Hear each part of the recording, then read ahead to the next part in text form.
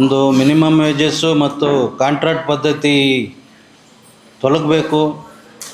ಎಲ್ಲಿಗೆ ಎಲ್ಲರಿಗೂ ಸಮಾನ ಕೆಲಸ ಸಮಾನ ವೇತನ ಅವರಿಗೆ ಸಿಕ್ಕಬೇಕು ಅನ್ನೋ ಒಂದು ವಿಚಾರವಾಗಿ ಇವತ್ತು ಒಂದು ಒಳ್ಳೆಯ ವಿಚಾರವಾಗಿ ಇವತ್ತು ಈ ದುಂಡು ಮೇಜಿನ ಸಭೆಯನ್ನು ಕರೆದು ಅದ್ರ ಬಳಿ ಎಲ್ಲ ಒಂದು ಅನುಭವಗಳನ್ನು ಯಾವ ಥರ ರೂಟ್ನಲ್ಲಿದೆ, ಇವತ್ತಿನ ಸರ್ಕಾರಗಳು ಏನು ಮಾಡ್ತಾಯಿದೆ ಮತ್ತು ಸಂಘಟನೆಗಳು ಏನು ಮಾಡ್ತಾಯಿದೆ, ಸಂಘಟನೆಯಲ್ಲಿರ್ತಕ್ಕಂಥ ಲೀಡ್ರ್ಗಳು ಯಾವ ಥರ ಹೋಗ್ತಾಯಿದ್ದಾರೆ, ಎಲ್ಲ ಬಾಯಿ ಬಿಚ್ಚಿ ಇವತ್ತು ಮಾತಾಡಿರ್ತಕ್ಕಂಥದ್ದು ಒಂದು ಒಳ್ಳೆಯ ವಿಚಾರ. ಆ ನಿಟ್ಟಿನಲ್ಲಿ ನಾವು ಒಂದು ಕಾರ್ಖಾನೆಯಲ್ಲಿ ಕೆಲಸ ಮಾಡ್ತಕ್ಕಂಥ ನಾನು ಒಬ್ಬ ಉದ್ಯೋಗಿ. ನಿಮಗೆಲ್ಲ ಗೊತ್ತಿರಬೇಕು, L&T ಕಾರ್ಖಾನೆ 1995ನೇ ಇಸ್ವಿಲಿ ಬೆಂಗಳೂರಿನಲ್ಲಿ ಮೊಟ್ಟಮೊದಲಾಗಿ ಈ ಕಾಂಕ್ರೀಟು ರೆಡಿಮಿಕ್ಸ್ ಈ ಬಿಲ್ಡಿಂಗ್ಗಳೆಲ್ಲ ಇವತ್ತೇನೆಲ್ಲ ನೀವು ಅಪಾರ್ಟ್ಮೆಂಟು ದೊಡ್ಡ ದೊಡ್ಡ ಬಿಲ್ಡಿಂಗ್ಗಳಿಗೆ ಎಲ್ಲ ಏನು ಬೆಂಗಳೂರ ತಲೆ ಎತ್ತಿ ಇವತ್ತು ನಿಂತಿದೆ ಅನ್ನೋದಕ್ಕೆ ಆ ಒಂದು ಕಂಪ್ನಿಯಲ್ಲಿ ನಾವು ಕೆಲಸ ಮಾಡ್ಕೊಂಬರ್ತಾಯಿದ್ದೀವಿ. 1995ನೇ ಇಸ್ವಿಲಿ ಒಬ್ಬ ಕಾರ್ಮಿಕನಿಗೆ ಪರ್ ಡೇ 35 ರೂಪಾಯಿ ಸಂಬಳದಿಂದ ನಾವು ಕೆಲಸ ಮಾಡಿದ್ವಿ. ಅವಾಗಿನ ಒಂದು ವಿಚಾರ ಏನಪ್ಪ ಅಂತಂದರೆ 24 ಅವರ್ಸ್ ಕೆಲಸ, ರೆಸ್ಟ್ ಇಲ್ಲ. ಸರ್ ನಮಗೆ ಇವತ್ತು ಮಾಡೋಕ್ಕಾಗ್ತಿಲ್ಲ ಸರ್, 2 ದಿವಸ ಆಯಿತು 3 ದಿವಸ ಆಯಿತು ನಿದ್ದೆ ಮಾಡಿಲ್ಲ, ನಾನು ನಾಳೆ ಬರಲ್ಲ ಅಂತಂದರೆ ಆಯಿತು ನಾಡ್ದಿಂದ ನೀನು ಬರಬೇಡ ಅಂಥೇಳಿ ಆವಾಗಲೇ ಫೈನಲ್ ಮಾಡಿ ಮನೆ ಕಳಿಸಿರ್ತಕ್ಕಂಥ ಒಂದು ಇನ್ಸೆಂಟಿವ್ ಇದೆ. ಆ ಥರ ಒಂದು ಕೆಲಸವನ್ನು ಮಾಡ್ಕೊಂಬಂದು 1996ಗೆ 1 ವರ್ಷ ಬಿಟ್ಟಾದಮೇಲೆ ನಮ್ಮನ್ನು ಒಂದು ಟೋಕನ್ ಆಗಿ ನಮ್ಮನ್ನು ರಿಜಿಸ್ಟರ್ ಮಾಡ್ತಾರೆ.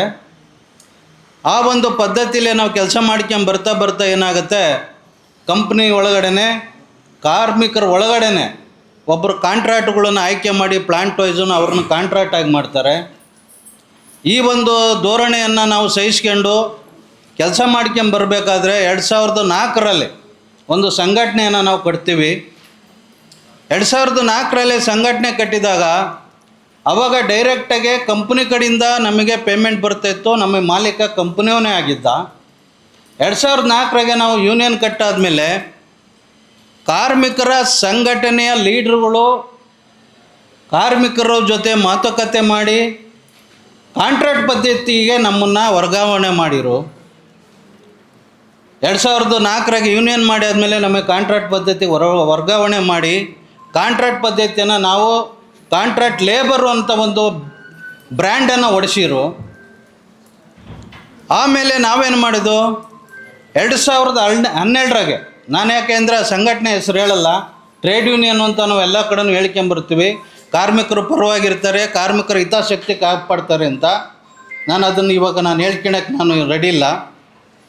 2012ನೇ ಇಸ್ವಿಲಿ ನಾವು ಇನ್ನೊಂದು ಸಂಘಟನೆ ಕಟ್ತೀವಿ. ಆ ಸಂಘಟನೆ ಹೆಸರು AICCTU ಸಂಘಟನೆ. 2012ರಾಗೆ AICCTU ಸಂಘಟನೆಯನ್ನು ಕಟ್ಟಿ ಆವಾಗ ನಮ್ಮ ಕರ್ನಾಟಕದಲ್ಲಿರ್ತಕ್ಕಂಥ ಕಾಮ್ರೇಡ್ ಶಂಕರ್ ಅವ್ರನ್ನ ನಾವು ಮೀಟ್ ಮಾಡಿ ಮಾತುಕತೆ ಮಾಡಿ ನಾವು ಸಂಘಟನೆಯನ್ನು ನಾವು ಕಟ್ತೀವಿ. ನಾವು ಬಂದಂಥ ಹಾದಿಯನ್ನೆಲ್ಲ ಅವರು ಪರಿಶೀಲನೆ ಮಾಡ್ತಾರೆ. ಆವಾಗ ಅವರು ನಮಗೊಂದು ತಿಳಿ ಹೇಳ್ತಾರೆ, ನೀವೆಲ್ಲ ಮೊದಲಿದ್ದರದು ನೀವು ಕಾಂಟ್ರಾಕ್ಟ್ ಪದ್ಧತಿಯಲ್ಲಿ ಬಂದಿರೋದು ನಿಮ್ಮದು ಮೋಸ ಇದು ಮಾಡಿರೋದು. ನೀವು ಇವತ್ತೂ ಸಹ ನೀವು ಕಂಪ್ನಿ ಎಂಪ್ಲಾಯ್ ಆಗಿ ಇದ್ದೀರಿ. ನೀವು ಇದಕ್ಕೆ ನೀವು ಎಲ್ಲ ಒಗ್ಗಟ್ಟಿನಿಂದ ಹೋರಾಟ ಮಾಡಿ ಕೇಸ್ ಹಾಕಿರೆ ನೀವು ಕಂಪ್ನಿ ಎಂಪ್ಲಾಯ್ ಆಗ್ತೀರಿ ಅಂತ ಒಂದು ದಾರಿಯನ್ನು ತೋರಿಸ್ಕೊಡ್ತಾರೆ. ಆ ಸಂಘಟನೆ ವತಿಯಿಂದ ನಾವು 2013ರಾಗೆ ನಾವು ಕೋರ್ಟಿನ ಕಟ್ಕಟ್ಟೆ ಹತ್ತುತ್ತೀವಿ. ಆ ಕಟ್ಕಟ್ಟೆ ಹತ್ತಿ ಸುಮಾರು ಇವತ್ತಿಗೆ ಈ ವರ್ಷಕ್ಕೆ 12 ವರ್ಷ 13ನೇ ವರ್ಷ ಕಾಲ ಇಡ್ತಾ ಇದೆ. ಈ ಒಂದು 13-12 ವರ್ಷ ಕಾಲ ಇಡ್ತಕ್ಕಂಥ ಟೈಮ್ನಲ್ಲಿ ಇವಾಗ ಜಡ್ಜ್ಮೆಂಟ್ ಬಂದಿದೆ. ಆ ಜಡ್ಜ್ಮೆಂಟಾಗಿ ಏನಾಗಿದೆ, ಕಾರ್ಮಿಕರು 2013ರಿಂದ ಇಲ್ಲಿವರೆಗೂ ಅವರು ಪರ್ಮನೆಂಟ್ ಎಂಪ್ಲಾಯಿ ಅಂತ ಹೇಳ್ಬಿಟ್ಟು ಇವತ್ತು ಜಡ್ಜ್ಮೆಂಟ್ ಸಿಕ್ಕಿದೆ. ಆ ಜಡ್ಜ್ಮೆಂಟ್ ವತಿಯಿಂದ ಇವತ್ತು ಏನಾಗಿದೆ, ಕಾರ್ಮಿಕರು ಇವತ್ತು ಪರ್ಮನೆಂಟ್ ಆಗಿದ್ದಾರೆ ಅನ್ನೋ ಒಂದು ವಿಚಾರವನ್ನು ತಿಳ್ಕೊಂಡು ಇವತ್ತು ಏನು ಒಂದು ಮ್ಯಾನೇಜ್ಮೆಂಟ್ ಇದೆ, L&Tಯಿಂದ ಲಪಾರ್ಜಿ ಬಂತು, ಲಪಾರ್ಜಿಯಿಂದ ನುವಾಕ ಬಂದಿದೆ. ಇವಾಗ ಆಲ್ರೆಡಿ ನಮ್ಮನ್ನು ಆಳ್ವಿಕೆ ಮಾಡ್ತಾ ಇರೋದು ನುವಾಕ ಕಂಪನಿ. ಇವಾಗ ಏನು ಮಾಡಿದೆ, ನಮಗೆ ಬಿಸ್ನೆಸ್ ಲಾಸ್ ಇದೆ, ನಾವು ಇದು ಕಾರ್ಖಾನೆ ನಡೆಸೋದು ಭಾರಿ ಕಷ್ಟ ಇದೆ, ಅದರಿಂದ ನಾನೆಲ್ಲ ಪ್ಲಾಂಟು ಕ್ಲೋಸ್ ಮಾಡ್ತೀನಿ ಅಂದರೆ ಕ್ಲೋಸರ್ ಲೆಟ್ರ್ ಹಾಕಿದ್ದಾರೆ. ಕಾರ್ಮಿಕರ ಬದುಕಿನಲ್ಲಿ ಇವತ್ತು ನಾವು ಈ ದುಂಡು ಮೇಜಿನ ವಿಚಾರದಲ್ಲಿ ಎಲ್ಲ ಕಾರ್ಮಿಕರು ಕಾಂಟ್ರಾಕ್ಟ್ ಪದ್ಧತಿಯಿಂದ ಹೋಗಿ ಎಲ್ಲ ಪರ್ಮನೆಂಟ್ ಎಂಪ್ಲಾಯ್ ಆಗಬೇಕು ಅಂತ ಇವತ್ತು ಇಲ್ಲಿ ಏನು ಚರ್ಚೆ ಮಾಡ್ತಾಯಿದ್ದೀವಿ. ಇವತ್ತಿನ ಒಂದು ಸಮಾಜ, ಇವತ್ತಿನ ಒಂದು ವ್ಯವಸ್ಥೆ, ಇವತ್ತು ಏನು ಒಂದು ಜಡ್ಜ್ಮೆಂಟು ಕೊಟ್ಟಿದೆ, ಅದಕ್ಕೆ ಇವತ್ತು ಇರ್ತಕ್ಕಂಥ ಮಾಲೀಕರು ಇವತ್ತು ಹುನ್ನಾರವಾಗಿ ಕಾರ್ಮಿಕರನ್ನ ಬೀದಿ ಪಾಲು ಮಾಡ್ತಕ್ಕಂಥ 25-30 ವರ್ಷ ಸರ್ವಿಸ್ ಆಗಿರ್ತಕ್ಕಂಥ ಕಾರ್ಮಿಕರನ್ನ ಇವತ್ತು ಏಕಾಏಕಿ ಬೀದಿ ಪಾಲು ಮಾಡ್ತಕ್ಕಂಥ ಒಂದು ವ್ಯವಸ್ಥೆ ಬಂದಿದೆ. ಇದರೊಳಗಡೆ ನಾವೆಲ್ಲ ಚರ್ಚೆ ಮಾಡಬೇಕಾಗಿದೆ. ಇವತ್ತಿನ ವ್ಯವಸ್ಥೆ ಆಗಿದೆ, ಇವತ್ತು ಅದು ಮಲ್ಟಿನ್ಯಾಷನಲ್ ಕಂಪನಿ, ಸಾಧಾರಣ ಒಬ್ಬ ಮಾಲೀಕತ್ವ ಇರ್ತಕ್ಕಂಥ ಒಂದು ಕಂಪನಿ ಅಲ್ಲ, ಇದು ಮಲ್ಟಿನ್ಯಾಷನಲ್ ಕಂಪನಿ. ಇದು ನಾವು 1995ನೇ ಇಸ್ವಿಲಿ ಒಂದೇ ಒಂದು ಕಂಪನಿ ಸ್ಟಾರ್ಟ್ ಮಾಡಿ ಇವತ್ತು ದೇಶಾಂತರ ಮಟ್ಟದಲ್ಲಿ 60 ಫ್ಯಾಕ್ಟ್ರಿ ಓಪನ್ ಆಗಿದೆ. ಈ ಒಂದು ಇದು ರೆಡಿಮಿಕ್ಸ್ ಕಾಂಕ್ರೀಟು ಮತ್ತು ಸಿಮೆಂಟನ್ನು ಹೊಂದಿದೆ.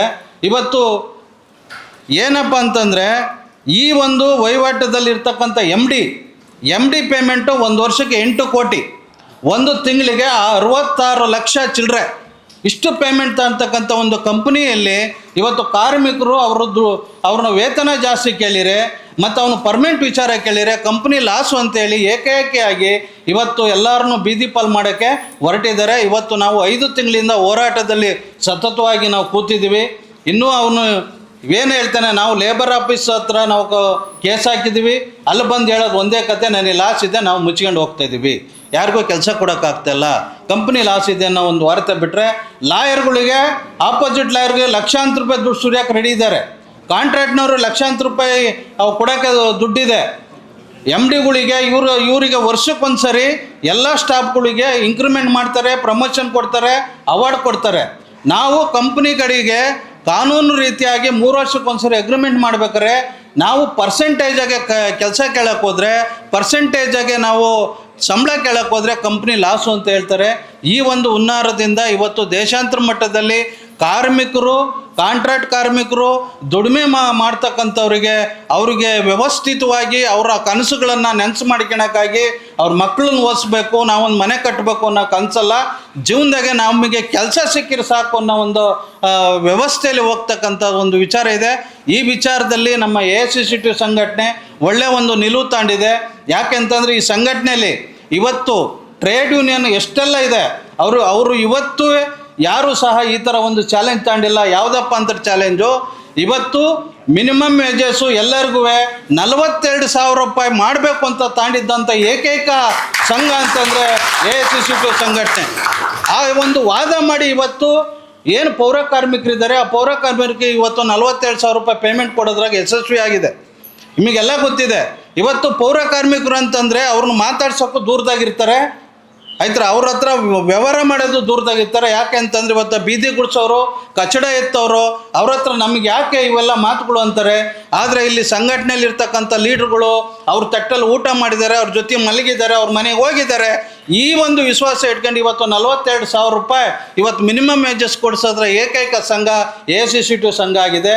ಇದು ಎರಡನೇದಾಗಿ ಇವತ್ತು ಏನೆಲ್ಲ ಒಂದು ಗುತ್ತಿಗೆ ಪದ್ಧತಿಯನ್ನು ನಿರ್ಮೂಲನೆ ಮಾಡಿ ಒಂದು ಪರ್ಮನೆಂಟ್ ಮಾಡಬೇಕು, ಅವನ್ನ ವ್ಯವಸ್ಥಿತವಾಗಿ ಕರಿಬೇಕು ಅಂತ ಅನ್ನೋದ್ರಾಗೂ ನಮ್ಮ ಒಂದು ಕಂಪ್ನಿಲಿ AICCT ಸಂಘಟನೆ ಎರಡನೇದ್ರಾಗೂ ಗೆದ್ದಿದೆ. ನಮ್ಮನ್ನು ಇವತ್ತು ಪರ್ಮನೆಂಟಾಗಿ ಕೋರ್ಟಿಂದ ಒಂದು ಆದೇಶವನ್ನು ಹೊರಡಿಸಿದೆ. ಅದನ್ನ ಮುಖಾಂತರವಾಗಿ ನಾನು AICCT ಸಂಘಟನೆಗೆ ನಾನು ಧನ್ಯವಾದಗಳನ್ನು ನಮ್ಮೆಲ್ಲ ಕಾರ್ಮಿಕರಿಂದ ಹೇಳಿ ನಾನು ಮಾತು ಮುಗಿಸ್ತಾ ಇದ್ದೀನಿ. ಇನ್ಕ್ಲಾಬ್ ಜಿಂದಾಬಾದ್.